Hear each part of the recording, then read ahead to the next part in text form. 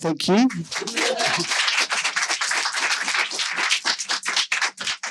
Honestly, if you've spoken to me at this conference, the one thing I've said is I've got the graveyard shift, so I thought everyone would have sort of started going home by now or just filtering off, and I think maybe I've made people pity me and everyone's come. So thank you for the support. But as the talk says, this is about rebranding veganism. It's a project funded by the Vegan Society, and it started with a very simple question, which is, do brands prefer the word vegan or plant-based on their labels? Because I'm sure you've all seen plant-based is kind of booming.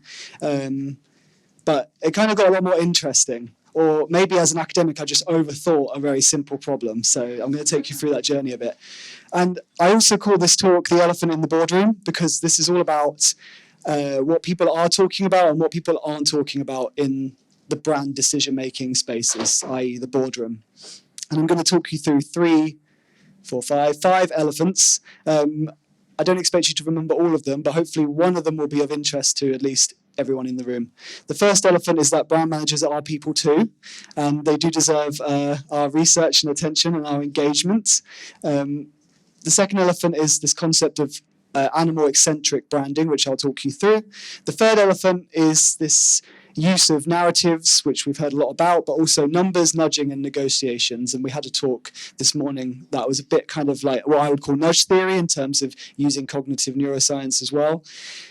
Then the fourth elephant is whether or not veganism and plant-based labeling can be seen as partners rather than kind of competing enemies. And the final one is that all of this is actually based on a lot of assumption and not evidence, which provides an opportunity for us. So the kind of background of this, the cultural climate, which won't probably come as a surprise to any of you. Sorry, I like to walk around, so I'm just going to wander around. Is that okay with the cameraman? You'll see here that if you do a Google Trends search, I would say this is positive. Veganism seems to get a lot more attention than plant-based, but I think if you go out and about, anecdotally, it seems to me at least that plant-based is getting a lot more kind of shelf space. So this was kind of the starting point for our research. And you'll also know, and a lot of other people mentioned this, there's a lot of discourse around the vegan bubble has burst, okay? So veganism is dead. Thank God for that, that kind of discourse. And I've got several examples here, but you'll be able to find many, many more. Although as the previous speaker highlighted, I think we've kind of had these discourses before. It's just kind of recycling. But this is the research motivation, okay? So where are we going? Is veganism dead? Is plant-based the next veganism? Is that a good or a bad thing? And the research question started with this very practical question, but then went through to a slightly more theoretical question, which is, if brands do prefer plant-based or veganism as their label of choice, how are those preferences formed? And how might they be reformed by certain interested actors like those in the room? And what does all this mean for the movement? And I think I can't really provide a full answer for this question. I don't have a crystal ball, but I can certainly maybe give us some better tools and some better questions to get us towards answering that. So my theoretical and practical starting points, this isn't going to be theory heavy, but I thought I'd give you a little bit of kind of background to this, is that brands are often enemies of change makers, because brands tend to be, big brands anyway, tend to be very inert. They tend to be very risk averse. But brands can be supporters, especially the brands that I spoke to for this research. Entrepreneurial brands, brands owned by vegans, brands who have vegans in them working from the inside. So we need to have a kind of ambivalent or critical approach to brands. They can definitely be enemies, but they can be partners. And we need to find the partners. And the key point of this reference actually is, even if the brands are being disingenuous and they're just jumping on the vegan or plant-based bandwagon, we can still use them. I don't want to be too strategic, but, we need all the friends we can get. So if they're going to throw money at us or attention at us or support at us, I think we should definitely think about how to leverage that. And so we've had a lot of important conversations about consumer change and dietary change, and I think that's the key driver of a lot of this in terms of divesting people's emotional and intellectual commitments to carnism and speciesism. But there are other actors as well that we need to think about. And brand managers are also consumers. They have attitudes, they have opinions, and they make their own private consumption decisions, which more or less consciously will affect their decision makers as brand managers, as creatives. So if we can get to them, talk to them, understand their preferences, and learn how to shift their preferences, the key thing there is that they have a lot of influence. So if we can change one person's mind, make one person vegan, that's great. It contributes to this aggregation of change. But if we can convince one person who's a brand manager or an MP or in charge of a newspaper to become vegan, then that's even more powerful, because more or less consciously they'll be able to shape the system. So there's lots of actors, but I'm just going to stick to the one that I know, which is brand managers, as a marketing and consumer researcher. And the word ideology has many, many meanings. For any academics in the room, there's probably, if you get 10 academics in the room, you'll have about 12 definitions of ideology. So I'm just going to go with a really simple one. There's lots of Marxist frameworks, Foucauldian frameworks, Deleuzian frameworks. I'm just going to say that ideology is a system of ideas and ideals that people have, whether or not they're aware of them, mixed with some power. Okay? So your ideology is your ideas and ideals about the world, but two different people have more or less power in a system. So ideology has that element of power as well. And we can then think about ideological analysis as looking for the patterns of ideas and ideals, and then finding ways to intervene in them or change them. So we can look at what people say. If I'm talking to a brand manager, I can listen to what they say and the patterns in what they say. And I can then try to work out how they think. Okay, and this would be a kind of micro-psychological approach. Psychologists would be very interested in how accurately what people say reflects what they think. And then what people think is obviously shaped by these kind of more abstract patterns in society, like carnism, speciesism, nature is good, technology is good or bad, etc. And there's a process there of how people internalize those and how people then reproduce those. But I'm going to focus on this bit, which is how ideologies materialize in what people say, whether or not they really believe in them. Because something that I found by talking to these brand managers, a lot of them were vegans and identified as vegans, some even as abolitionists. So they were very clear about their ideology, was very pro-animal. And, you could call radical, non-welfarist, whatever you want to say. But in their work, in their professional work, they had a very different approach about how they're going to brand their new companies, or they're going to work with other companies as consultants. So this question of work here is, how do we use what we say to try to change ideologies, whether or not we believe in them? And that's the key question that I'm exploring here. And then the bit about power, of course, is that there's lots of competing different approaches. The plant-based approach, the vegan approach, other approaches. And how do these all interact as part of a system? And I might be slightly biased, but as a marketing and consumer researcher, the system that I'm thinking about is capitalism. Okay? And in capitalism, we have two main ideologies, not the only ones, but two. The first ideology is consumerism, which is buy more, sell more, make more, want more. That's consumerism, which is this process of capital creation and circulation. And then on the other side of the coin, you have people who are entrepreneurial. And their approach is, buying what? What do people want to buy? What should we make? What sells? And there's a balance here of risk aversion and risk taking and risk and reward. And obviously I'm focused on the bottom side of the coin here by talking to brand managers. But of course, they have perceptions about the top side of the coin, what people want. And we need to work out what they think about that. So if we look at the vegan versus plant-based spectrum here, I didn't actually realize this until a little earlier, but the logo for this conference, of course, is a sun. I did realize that a while ago, but I didn't realize when I was making that I'd made these slides with the sun. So maybe there's some sort of subliminal thing going on here. But I had this idea that vegan branding is a bit like shining a spotlight on animal issues, okay? Even if you don't put an animal on the product, the word vegan tends to evoke these associations of animals in some way, for better or worse. Obviously, we hope better. But then plant-based is a bit more like solar eclipse, because you tend to use words like environmental or health, or just the word plant, which just has these lovely associations.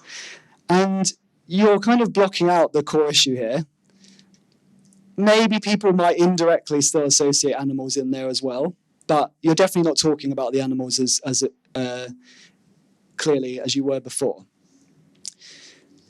And this is what I'm talking about. This is where the metaphor of the elephant in the room comes from. Is it positive or negative to not talk about the animals when you're trying to convert people to having a more plant-based lifestyle? Or do we really need to keep pushing the vegan word and keep the animals central? And is there a kind of middle ground? And this is what all of the brands that I was speaking to were trying to find. Can we use the words together? If we put the vegan on the back and have plant-based on the front, is that okay? If we have vegan in smaller font and plant-based in bigger font, is that okay? Can we find a new word like plant-forward or plant-open or vegan-friendly? There was a lot of creativity to avoid the word vegan. And I would theorize this using a new term. So we have animal-centric labels, which are vegan labels. We have animal decentering labels, which is like we're going to push the animal out of the conversation a little bit. And then we have this kind of animal off-center approach or eccentric approach. Okay. I don't mean eccentric in the sense of being a little bit different here. What I mean by eccentric is that, it's slightly off-center. And I think over the coming years, we might see more and more of this. So then the third question that came from that for me was, okay, how can we explain why people are forming these assumptions about the market? And I thought, okay, they must have a lot of really juicy quantitative data that they're basing their opinions on, like survey data, consumer level data. And speaking to the brands that I spoke to, and I spoke to a range of startups to conglomerates around the world in the UK, and they actually all admitted to me that they had very little evidence for their assumptions. And they were very open about that. I won't name any of them because we're being recorded. But I think they were quite open about the fact that they would like more evidence. And they were actually, I think, willing to speak to me because they were hoping that I would go out and get some more evidence. So there are lots of surveys out there, of course. There is some research, but nothing that's kind of conclusively swinging us one way or the other. And that's what risk-averse brands tend to want. So the approach that they were talking about, they talked about pragmatism here. It's only pragmatic to take the risk-averse approach. And for them, the risk-averse approach was plant-based, because veganism is polarizing. People don't like vegans, but people love plants, so we'll go for plant-based. But it's a more utilitarian ideology behind this, and let me explain it. Because when I spoke to them at length, what they were telling me was, well, to save more animals, do we actually need more people to identify as vegan, or do we just need people to eat less animals or use less animals? Okay, so it's not just about food, but they were focused on food. They were food companies, and they very much adopted a behavior-led approach. So they didn't really care if people used the label vegan for themselves or talked about veganism. All they cared about was reducing the number of people that were harming animals effectively. But this all comes within this background of consumerism and entrepreneurialism, because what they were telling me was, we want to get most reward and minimum risk. We want to balance those two things. And within a capitalist system, what that means is, what does the consumer want? So we're going to have to make some assumptions about what the consumer wants. So if we put this on a vertical axis here of the number of people who identify as vegans, I think many people in this room would be obviously trying to get us up here on the spectrum. But of course, there's the other axis of the number of animals that are affected by the system that we live in, from high to low. And currently, we're speciesism dominates. So we're at the lots of animals being affected, not that many vegans kind of end of the spectrum. And the other end of the spectrum is, well, there's lots of different terms you could use for it, but for my acronym to work, I went for abolitionism. But also because abolitionism generally is seen as the kind of most, I wouldn't say extreme approach, but it's certainly, I think, obviously we had a talk earlier about the Overton window. It's seen as the most extreme or the end goal, and there's various different shades in between. So in between that, we've got loads of narratives about veganism. We've got numbers about the animals being affected. We have market systems that nudge us one way or the other, and we have consumers trying to negotiate that, okay? Whether you're a vegan consumer trying to negotiate a non-vegan world, or you're someone who wants to be environmental but also wants to eat meat, and you're trying to negotiate these tensions, there's lots of consumer level tensions as well. And the traditional approach would be to try to move us from one end to the other by focusing on narrative change. How do we change the narrative around animals, around vegans, for example? And using numbers, of course. And the idea here, or the assumption here, is that if we can change people's attitudes and identities, that will lead to new values, which will then lead to new choices. So thinking goes before behavior. But not all psychologists or sociologists agree that this is the way that the system works, okay? So the other approach could be, well, let's try to work with the narratives that are currently working in society, that have already got acceptance or legitimacy in society. Let's align with those in some way and negotiate with those. And then we can nudge people's behaviors and nudge the number of people eating meat down and using dairy products and eggs and all sorts of things. And the new choices over time will form new habits. And then people will accidentally realize that they've become vegan or almost vegan overnight, or over many years probably, but let's hope it's overnight. And you don't actually need to have an identity change. The identity change can come later. And the number one ideology or discourse that's really got dominance at the moment and widespread acceptance is sustainability and health, which I term eco-epidemiology. Okay, so if you talk about ecological arguments, or if you talk about epidemiological arguments like plant-based is good for you, you've already got people on board generally. So how do we align with that is what brands were telling me. And there's obviously a big thing about flexitarianism. You know, we're not going to convert everyone to vegans, they said, but we might convert more people to some sort of flexitarian lifestyle. Of course, you can define flexitarian however you like. You know, meat-free Mondays is just as flexitarian for some people as reducing meat to one steak a month or something like that. But, you know, we've got a spectrum here. And why do I use this acronym, apart from that it's memorable for me? It's because we've got these different problems that come up, okay? So the brands were really worried about tripping points, as they called it. If you talk too much about veganism, or if you put a picture of an animal on a product, someone who might have reached out to buy a vegan product and therefore accidentally become a vegan over time might sort of trip up. Thank you. They might trip up, and therefore you're going to lose them on a journey. Is it not better to get them on board in some way and to get them to gradually divest from speciesism without kind of raising the issue, you know, leaving it as an elephant in the room, and we'll deal with it later? So they were a bit worried about tripping points. And they also believed in slipping points. So the idea was that, you know, if you start people to reduce their meat, then it becomes easier to get them to reduce dairy, and then it becomes easier to stop them using eggs, and then suddenly it becomes easier to have a conversation around animal welfare and then animal rights and animal abolitionism over time. So there's this idea of kind of slipping towards less animals being abused without ever having to mention veganism. And this was all under the term of it's the most pragmatic approach. Now, the word pragmatic we often use as the opposite of ideology. So if anyone ever says, oh, that group of people, they're ideological, or that's your ideology, what you're basically saying is I don't agree with your ideas and ideals. But my approach is obviously the most pragmatic approach. No one ever believes that their own approach is the ideological position. They always believe that theirs is the practical, reasonable position, and that everyone else is motivated by some sort of ideology, okay? Right wing, left wing, whatever. But the background here, if we bring the background back in of consumerism and entrepreneurship, the big problem is risk, okay, for these brands. The problem is risk. What's the riskiest approach? And they assume that the riskiest approach is to use the word vegan. So let's remove that again and take face value pragmatism again. Surely the best approach is a bit of both. Now, talking to the brands about this, they were much more inclined to go for the bottom of that line and go for the kind of nudging, unconscious behavior change, don't mention the animals. But I would hazard a guess that both approaches have their merits and their weaknesses.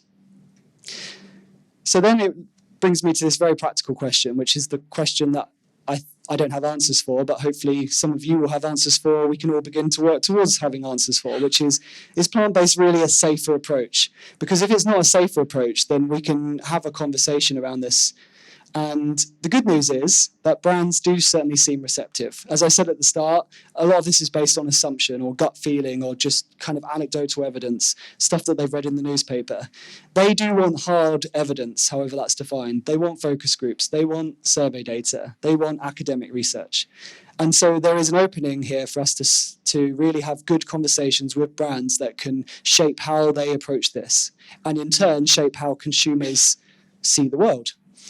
So these are working assumptions. They're known unknowns. More research is needed. More entrepreneurship is needed. And I don't just mean in a commercial sense, but in terms of activism and organizations, thank you.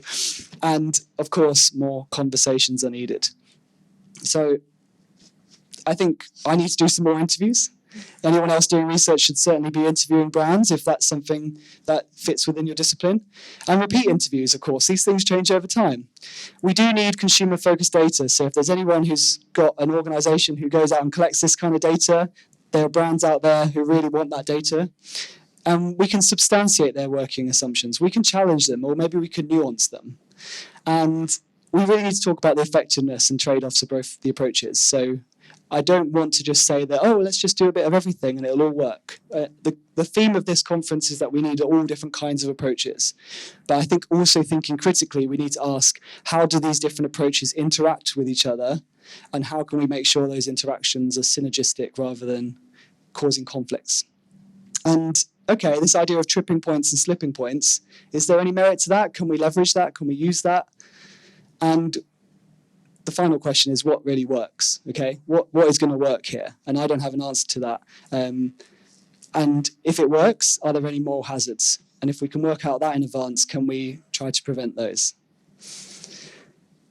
And the early findings of this research is in the report by the Vegan Society, so definitely go and read that. It's very, very practical, not very theoretical. Some more theoretical stuff's going to be coming out over the next couple of years, I hope, maybe less. And of course, feel free to chat to me on LinkedIn. I'd love to make connections with anyone and everyone who has any interest in this space. And thank you very much. I'm open to questions.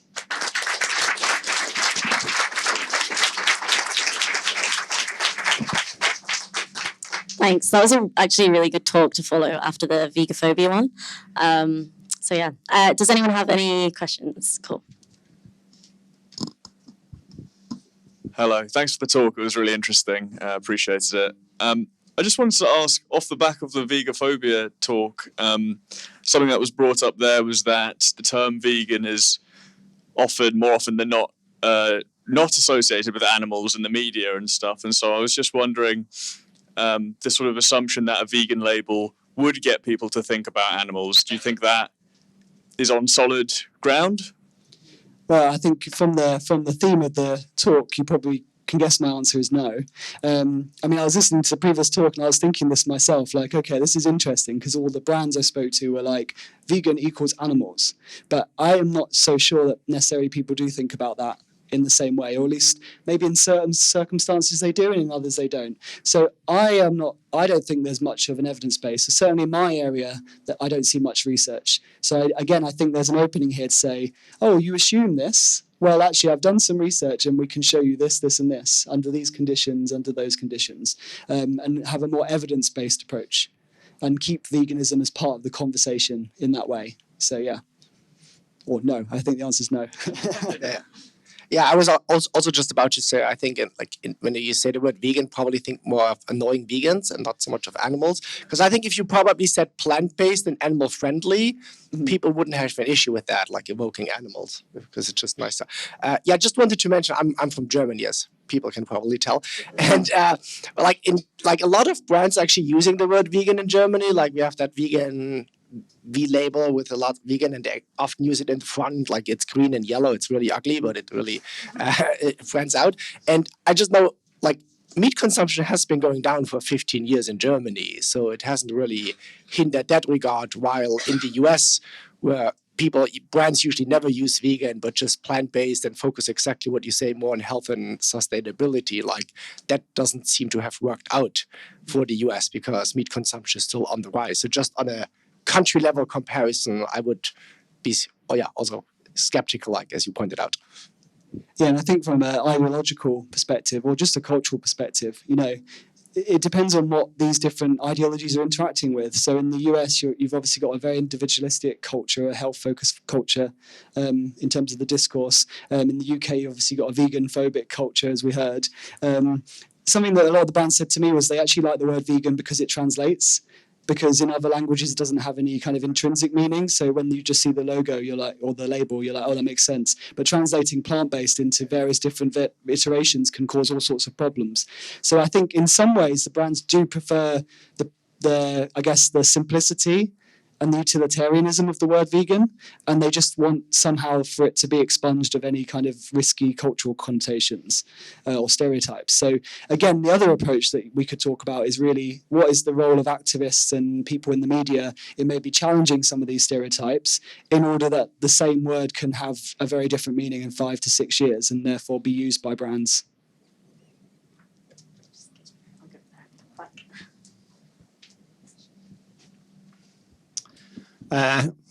Good talk, by the way. That was really good. Thank you. Do you think it's reasonable to be sceptical that the brands prefer plant-based because they can use non-vegan products within them? As we've seen recently, where you pick up a plant-based product and it's not vegan. I'm always skeptical as an academic, but so interestingly, that's how I kind of approached it. I assumed that, and the brands I spoke to were actually really annoyed that other brands were doing that because they were saying we're using it synonymously, but we are worried because other brands are kind of tarnishing the plant-based label by just throwing in a load of meat or dairy or honey or whatever. So there's an interesting other conversation which I couldn't talk about here, but brands that use these shared labels have to rely on all the other brands kind of towing a line, whatever that imaginary line is. And so vegan is it's very clearly defined what vegan products are, or they should be at least. Plant-based has no real legal definition or consensual definition at the moment, although I think one is coming out soon. So brands can just use it in any which way they want, and that can cause a lot of issues. So that actually was a good thing for a pro-vegan perspective because the brands were very keen to avoid using that, but they just felt like it was still the risk-averse option. So again, if we could do some more research or have some more evidence that plant-based ship has kind of sunk in a way, then maybe they'd be convinced to avoid it. And that is also why they're going for things like plant forward and plant friendly and so on, because they feel like plant-based is, that's last year's brand. We need to move on. Yes. We've only got time for one more question, so I'm just going to go over to the back here. But if anyone else has questions at the end, I guess you can go over. I mean, it's kind of adjacent to what he said. They don't mean the same thing. Like something that is based from plants can be vegan, but vegan means I don't like hurting animals when I don't have to, and so I just eat plants. And plant-based, it doesn't even, it's such a nebulous. Like people can be, oh, I'm plant-based because I have an allergy or something, or I'm plant-based because I don't like the way steak tastes or something. I mean, I'm personally vegan, but I don't know. It's such a weird thing for brands to and ah over when one means something and one doesn't. I don't know. I guess that wasn't a question. Sorry.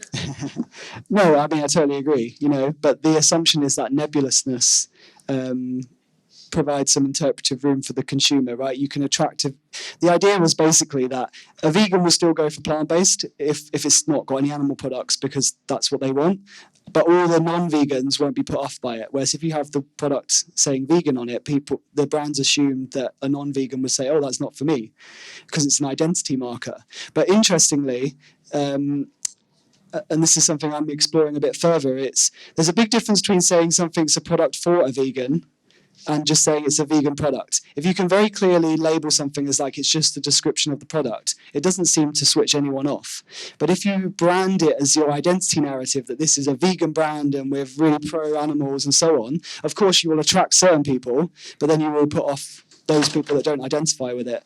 So there's even distinctions within the word vegan about how you use it. I've really simplified it as a dichotomy of one or the other, but within both categories, there's a whole question about how the brand is using it. But yeah, I didn't have that long to have a talk, so I kept it short. But thank you.